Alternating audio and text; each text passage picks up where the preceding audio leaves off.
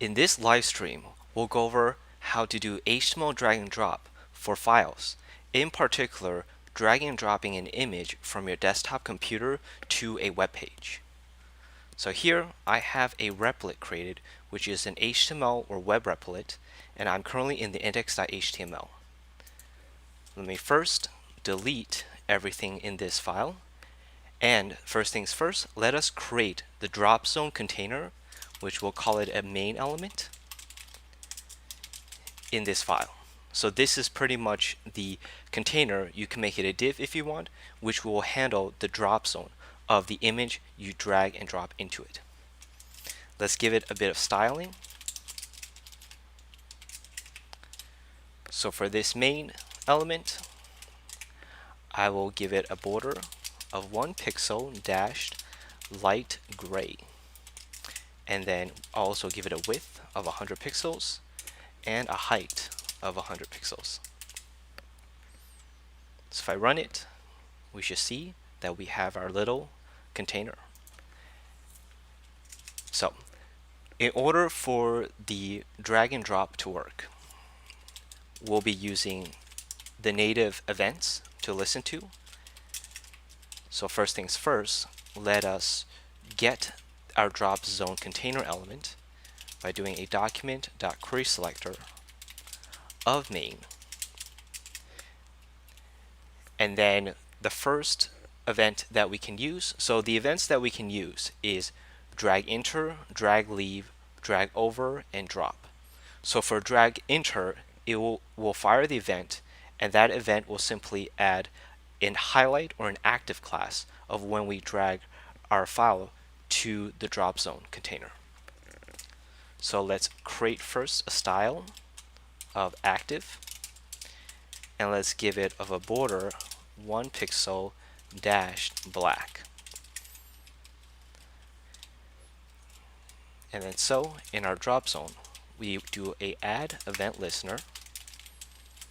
The first argument is the event name, which is drag enter. And then the second is the handler callback. The first argument is the event. And then we will need to do a event.prevent default.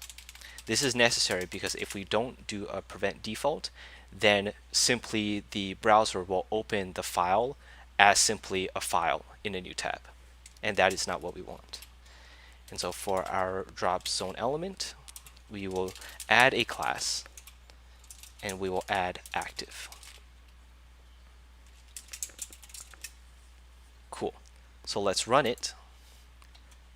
But let's say if we have an image over here and we try to drag it, you'll see that it doesn't work.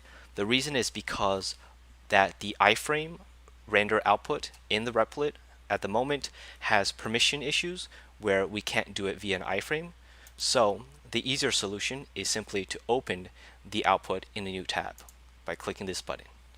And you see that a new tab is opened, and here back to this view we can just simply hide it. Cool. And then so going back to our image, if we drag it over, you'll see that the highlight is showing. When we drop it, you'll see that because we don't have the drag over or the drop events, it literally opens it in a new tab as the file. So continue on. The next event we can add, which is simply for UI, is the drag leave event.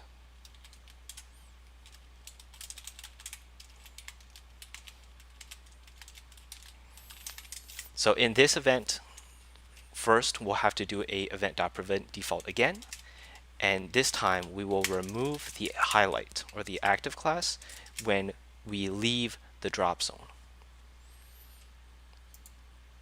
So refreshing the page, going back to our image, and then dragging it over, you'll see that the highlight shows. When we leave it, the highlight disappears. Awesome. Now is where the meat of the logic happens. We want to add the event for the drag over. And so in the drag over, we simply need this event. This event pretty much fires when we drag our element over, but the main meat of the logic is the next event, which is the drop. And this is when we actually drop the file or the image into the drop zone. And so as usual, both of these events need event.preventDefault. And then when we drop it, we can make a quick UI change, do a drop zone class list.remove active. And since we're here, let's also console log the event. So going back to this page, let's do a hard refresh, and then going back to our file. Now when we drag it over, the highlight disappears and it doesn't open a new tab with the file. And let's see what our console shows. So in our console, it shows our drag event, and you will notice that there is this data transfer property. In the data transfer property, we see that there is this files property. However, the length says 0, but actually the length should be 1. So let's take a look in the event.datatransfer.files. Saving it and then refreshing,